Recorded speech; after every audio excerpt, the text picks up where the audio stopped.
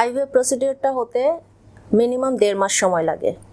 এটা শুরু হয় বিভিন্ন টেস্ট করা থেকে শুরু করে একজন পেশেন্টকে প্রিপেয়ার করে আমরা ওয়াইফের মাসিকের 2য়তম দিনে আসতে বলি। সেই 2য়তম দিন থেকে কিন্তু এই প্রসিডিওরটা শুরু হয়। এর আগে বিভিন্ন যে টেস্ট করেছি ওটাকে কিন্তু আমরা আইভিএফ প্রসিডিওরের টাইমিং হিসেবে কাউন্ট করব না।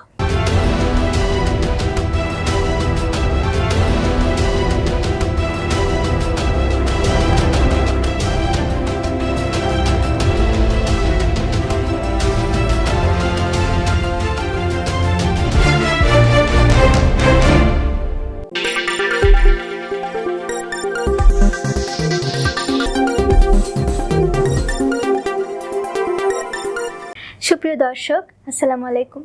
আমন্ত্রণ জানাচ্ছি ডক্টরস টিভির নিয়মিত আয়োজন গর্ভবতী মা অনুষ্ঠানটি দেখার জন্য। আজ পুরো অনুষ্ঠান জুড়ে সঞ্চালনায় রয়েছি আমি অনিমা সাইমা।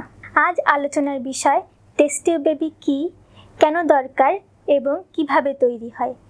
আজ আলোচনায় অংশগ্রহণ করবেন doctor Marufa Sultana, MBBS, ZH Sikder women's medical college, MPH প্রজনন স্বাস্থ্য, state university, PGT cardiology, NICVD, PGT gynae ও প্রসূতি, ঢাকা মেডিকেল কলেজ হাসপাতাল, DMU, সিমুড কর্মস্থল, শিকদার মেডিকেল কলেজ ও হাসপাতাল।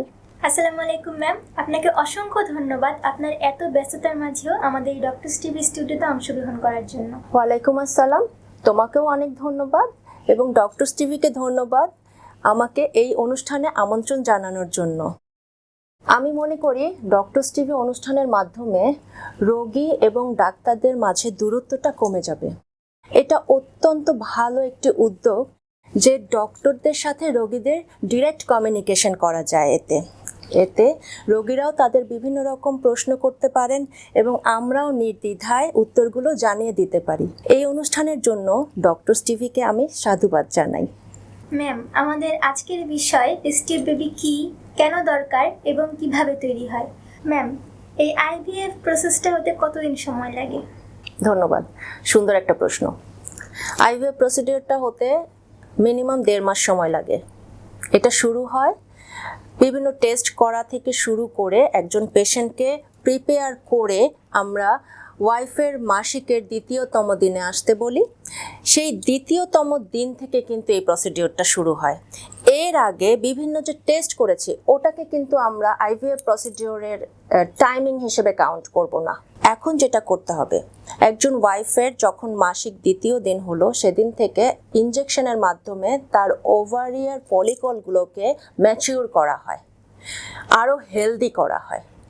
এটা করতে 3 থেকে 5 দিন সময় লাগে।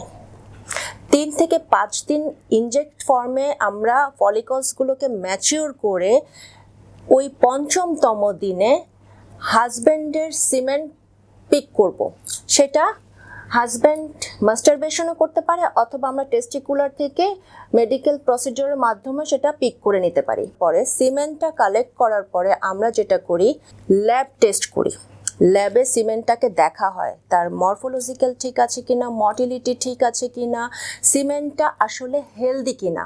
সিমেন্টটা যদি হেলদি হয়, সবচেয়ে সুস্থ বীজ নিয়ে এই 5মতম দিনে ওয়াইফের ওভামও পিক করা হয়। হাজব্যান্ড ওয়াইফ দুজনার প্রেজেন্সে এই কাজটা করা হচ্ছে।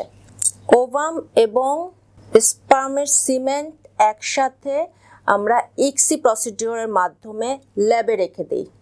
এখানেও 5 থেকে 7 দিন সময় লাগে। এখানে কোষ বিভাজিত হয়।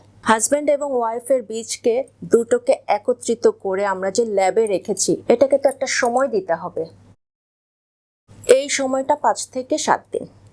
আমরা ল্যাব টেস্টের পরে যখন দেখি কোষ বিভাজিত হচ্ছে, সুস্থ একটি ভ্রূণ তৈরি হয়ে গেল, সেই ভ্রূণটা আবার ওয়াইফের জরায়ুর ভেতরে আমরা প্রতিস্থাপন করার জন্য হাজব্যান্ড ওয়াইফ দুজনকেই বলি একটা নির্দিষ্ট টাইম দেই, আপনারা অমুক দিন আসবেন। ছোট্ট একটা অপারেশনের মাধ্যমে আপনাদের ভ্রূণ, আপনাদেরই সন্তান আপনার ওয়াইফের গর্ভে প্রতিস্থাপন করা হচ্ছে। এই প্রসিডিওরটা পেনলেস। হ্যাঁ, টোটালি পেনলেস। অনেকে ভেবে থাকেন যে আইভিএফ করতে যাব বা টেস্ট টিউব বেবি নিব, অনেক ব্যথা হবে কি না।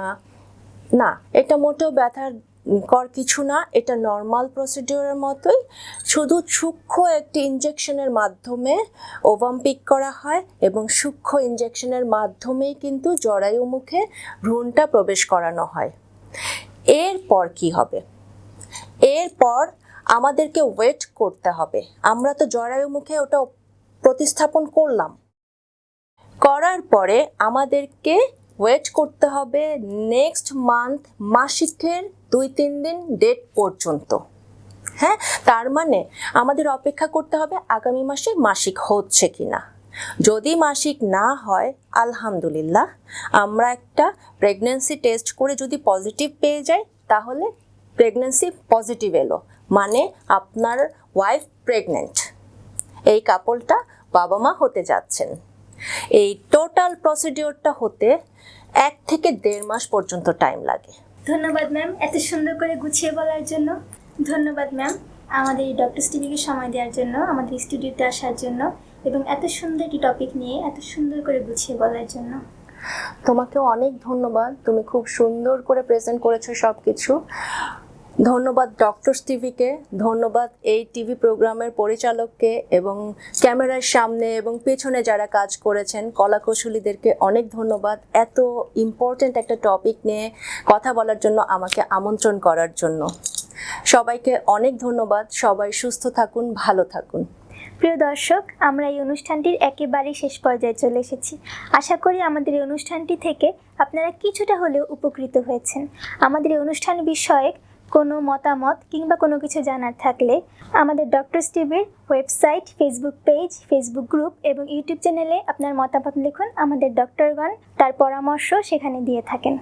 প্রিয় দর্শক, আশা করি আমাদের ডক্টরস টিভির সাথে আছেন এবং আগামীতেও থাকবেন। আজকের মতো বিদায় নিচ্ছি। সুস্থ থাকবেন, ভালো থাকবেন। আল্লাহ হাফেজ।